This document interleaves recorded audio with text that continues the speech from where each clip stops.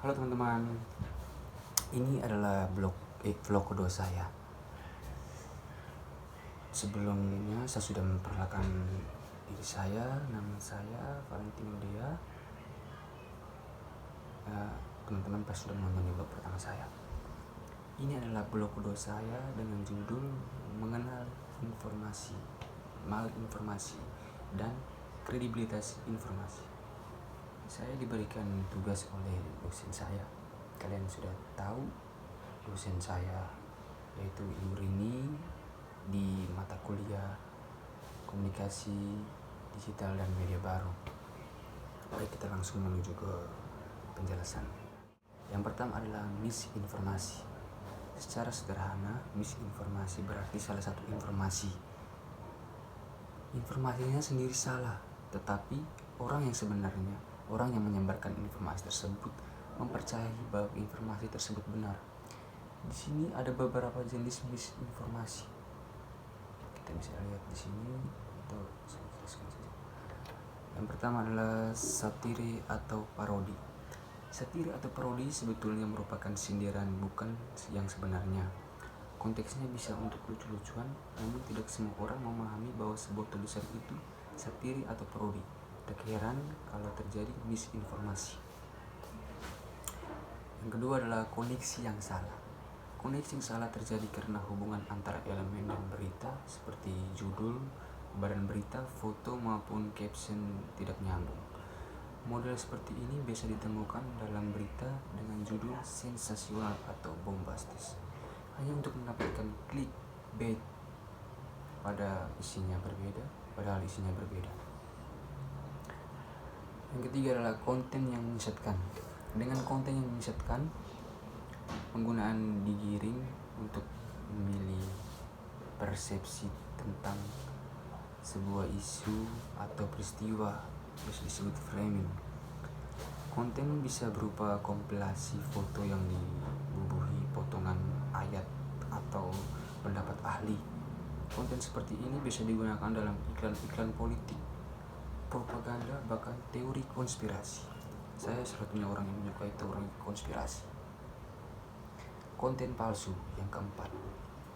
Yang kelima, konten palsu adalah informasi yang sama sekali tidak benar, tapi sengaja dibuat untuk menipu atau merugikan pihak lain.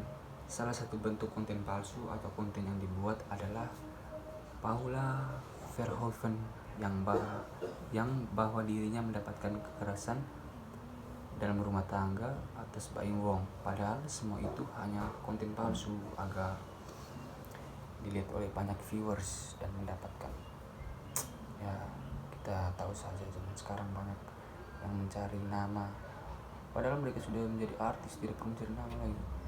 Yang kedua adalah malinformasi.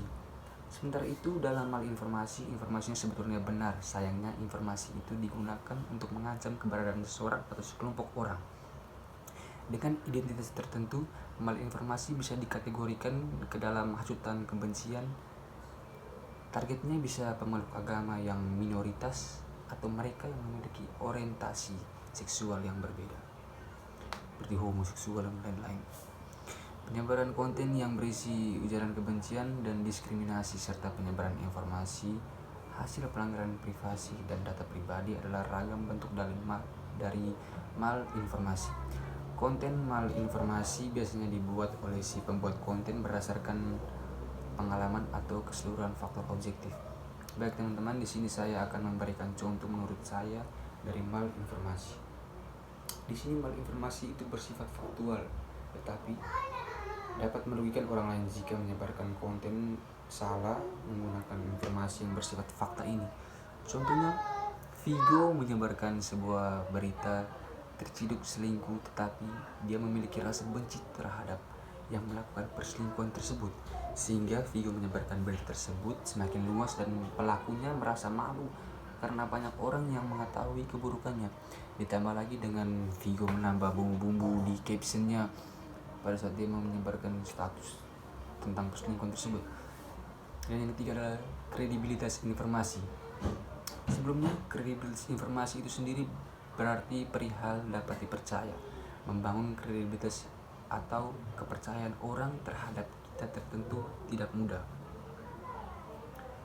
Seseorang yang memiliki kredibilitas yang tinggi akan mudah untuk bersosialisasi dengan banyak orang. Kredibilitas informasi berarti informasi tersebut bisa dipercaya oleh para pengguna informasi, dan apabila informasi tersebut terdapat kesalahan, maka kesalahan tersebut tidaklah banyak serta sumber informasi tersebut bisa bertanggung jawabkan secara hukum.